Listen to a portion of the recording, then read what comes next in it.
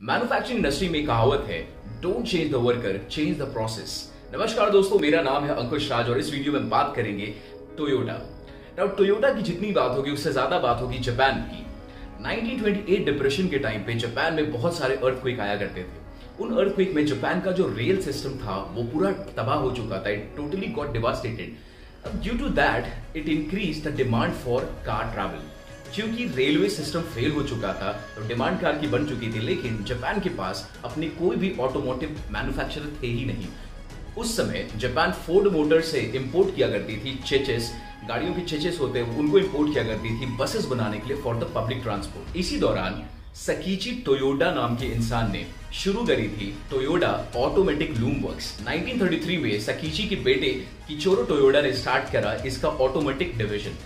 1937 में इस कंपनी का नाम टोयोडा से हटा के टोयोटा मोटर कॉर्प्स रजिस्टर कराया जाता है। अब खास बात यह है कि किचीरो को पता ही नहीं था कि गाड़ी बनाते कैसे। He had prior no experience to manufacture automotive. कौन है ये लोग? कहां से आते हैं? ना आपको जानने का मन करेगा तो फिर इन्होंने किया कैसे, किचीरो ने ये काम किया कैसे? ये क्या करते थे, इन्होंने फोर्ड की, शेवरोलो की, क्राइसलर की सारी की गाड़ियों को बना के सारी गाड़ियों को खोल के देखते थे कि गाड़ी आखिर काम कैसे करती है। This is how they learn to make automotive. गाड़ी बनाना सीख गए ऐसे। और करते करते 1936 में इन्होंने अपना पहला गाड़ी बनाया जिसको मॉडल ए के नाम से जानते हैं। लेकिन उसी समय आता है दुनिया में वर्ल्ड वॉर 2 एंड हम सब जानते हैं जापान की स्थिति क्या हो गई थी after Hiroshima and Nagasaki. Japan got totally devastated. The whole country got burned into ashes due to second world war. इनके पास रॉ मटेरियल का शॉर्टेज हो गया। इनफैक्ट टोयोटा के एक कंपनी में भी बॉम्ब गिर गया था। तो वर्ल्ड वॉर 2 के बाद टोयोटा ने स्टार्ट किया ट्रक्स को इंपोर्ट करना, ट्रक्स बनाना स्टार्ट किया। बट दे रियलाइज इन 1950 कि now it is the time to look for the expansion. Otherwise Japan एक इतनी छोटी कंट्री है कि वहां के डिमांड से ये कंपनी का ग्रोथ हो ही नहीं सकता था। तो ये एंटर करते हैं यूएस मार्केट। इस समय ताइची ओनो नाम के एक शख्सियत थे जो विजिट करते हैं फोर्ड मोटर्स की यूएसए में एक कंपनी को, और उसको वो प्लांट को देखते हैं कि कैसे मैसिव स्केल में फोर्ड मोटर्स अपने गाड़ियों को मैन्युफैक्चर करती है। वहां से उन्हें आइडिया आया यार कि गाड़ी ऐसे भी बनाया जाता है। But at the same time they realise कि उनके पास इतने पैसे नहीं है, इतनी बड़ी फैक्ट्री लगाने के लिए ना ही पैसे है ना ही उनके पास लैंड है, रिसोर्सेज को वो मैनेज कर सके। अब लेजेंड्स का ऐसा कहना है कि वही जो मिस्टर ओनो है वो विजिट करते हैं एक पिगली विगली नाम के डिपार्टमेंटल स्टोर्स में। उस जमाने में जापान में अपना खुद का डिपार्टमेंटल स्टोर्स नहीं हुआ करता था। वहां जाकर उन्होंने पहली बार देखा कि डिपार्टमेंटल स्टोर्स क्या होता है। नाउ एट दिस टाइम हम सब फेमिलियर है डिपार्टमेंटल स्टोर से। उस जमाने में उन्होंने जब देखा तो देखा यार कि ये कितना अच्छा सिस्टम है कि जब एक सामान बिकेगा तभी दूसरा सामान आएगा शेल्फ पे, फिर वो दूसरा सामान बिकेगा तब तीसरा सामान आएगा शेल्फ पे। तो उन्होंने सोचा कि क्यों ना हम इस तरीके से गाड़ियों को बनाना स्टार्ट करें। और ये जब मिस्टर ओनो वापस आते हैं जापान में तो इन्होंने बोला कि अब हम अपना प्रोडक्शन करेंगे on the basis of departmental store model. और इसी समय जापान ने इन्वेंट किया एक ऐसी टेक्निक को जिसको आज भी बहुत सारी कंपनी फॉलो करना चाहती है बट अच्छे से कर नहीं पाती, and the name is just in time technique, just in time production, जिसको आगे जाके टोयोटा प्रोडक्शन सिस्टम भी बोला गया। टीपीएस के फॉर्मेट में जस्ट इन टाइम का इन्वेंशन टोयोटा ने किया ऑटोमोटिव सेक्टर में। नाउ जस्ट इन टाइम करती क्या है कि जब जब जरूरत होगा तब तक प्रोडक्ट मंगाएंगे, जब जब जरूरत होगा तब तब गाड़ियों को बनाएंगे। अब आप बोलोगे कि हाउ इज इट पॉसिबल, इसमें तो रिस्क है, लेकिन यही जापान का जो छोटा साइज है यहाँ पर ये एडवांटेजेस हो गया इस टोयोटा मोटर कॉर्प के लिए।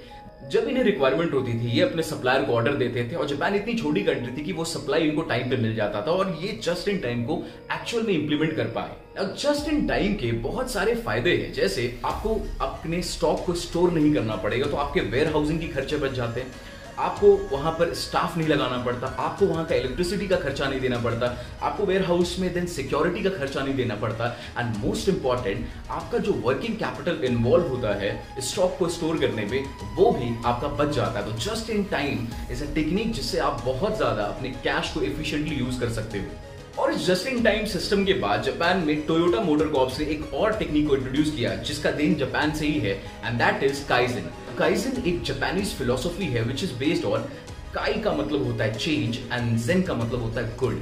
तो it is a philosophy of continuous improvement. आप हर दिन अपने प्रोसेस को इंप्रूव करो। दे बिलीव कि ऐसा कभी नहीं होगा कि आपका प्रोसेस परफेक्ट है। There is always a scope for improvement, ये काइजन कहता है। टोयोटा ने इस काइजन को भी इंट्रोड्यूस कर दिया।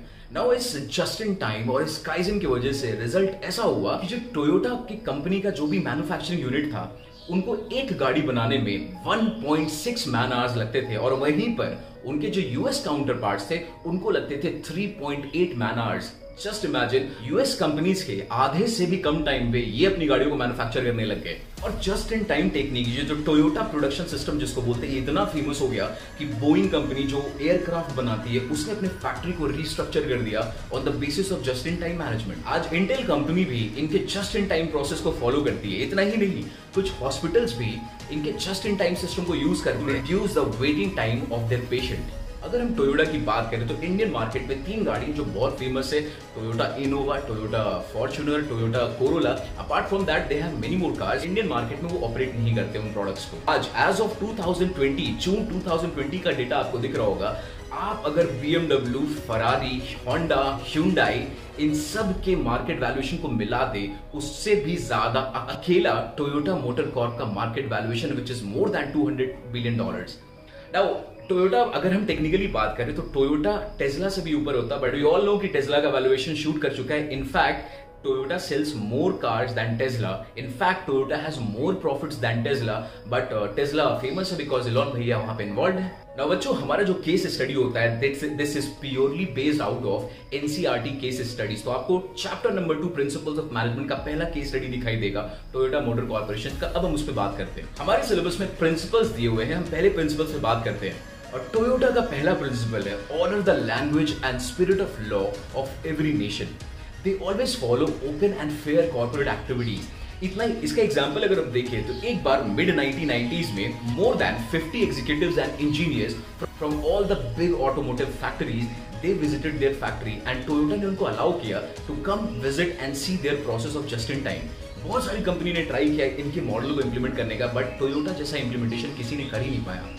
और the second principle they follow is to provide clean and safe product. अगर हम टोयोटा का जब भी नाम आता है, अगर हम इनोवा की नाम लेते हैं, हमें हमेशा पता रहता है कि ये इनकी जो गाड़ियां हैं वो बहुत सेफ हैं एंड रिलायबल हैं। Third is develop advance technology.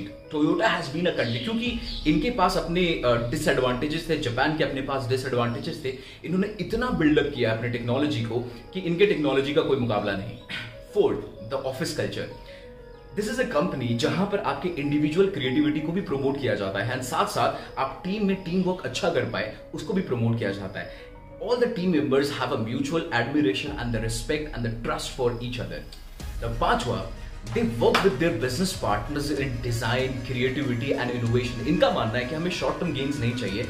They always focus long term and stable growth and they try to promote the policies which is for the mutual benefits of all their business partners. अब हम आते हैं कि इस case study में हमारे पास कौन से क्वेश्चंस बनते हैं। तो पहला क्वेश्चन है, state any 3 features of principles of management which helped Toyota Motor Corp become a global organization. तो 3 फीचर्स की अगर हम बात करें प्रिंसिपल ऑफ मैनेजमेंट, तो पहला है universal applicability, second principle is flexible and third is contingent. आपको ये अपने बुक में मिल जाएगा, इसका डेफिनेशन आप वहां से देख सकते हो। Now the second question is, how does management principle helps an organization to achieve their goal? Now basically हम इस पे बात कर रहे हैं the importance of principles of management. हमारे बुक में importance of principle of management के बहुत सारे पॉइंट्स हैं, उसके 3 पॉइंट जो एप्लीकेबल है। First is it provides useful insight to the manager. The second point is POM helps in optimum utilization of resources. We can see the Japan, the way Toyota is using their resources. Now third point is the principle of management helps the managers to meet the requirement of changing environment. तो ये था दोस्तों हमारा short case study video on Toyota motor corps. अगर video अच्छा लगा हो तो इस वीडियो को लाइक करें, इस चैनल को सब्सक्राइब करें और अपने दोस्तों में शेयर करें जिनको बहुत हेल्प करने वाला उनके बोर्ड से प्रिपरेशन में। हम ऐसे ही केस स्टडी वीडियोस लाते रहेंगे, आपके बीएसटी को आसान बनाते रहेंगे। This is Ankush Raj signing off, see you in the next video, bye bye.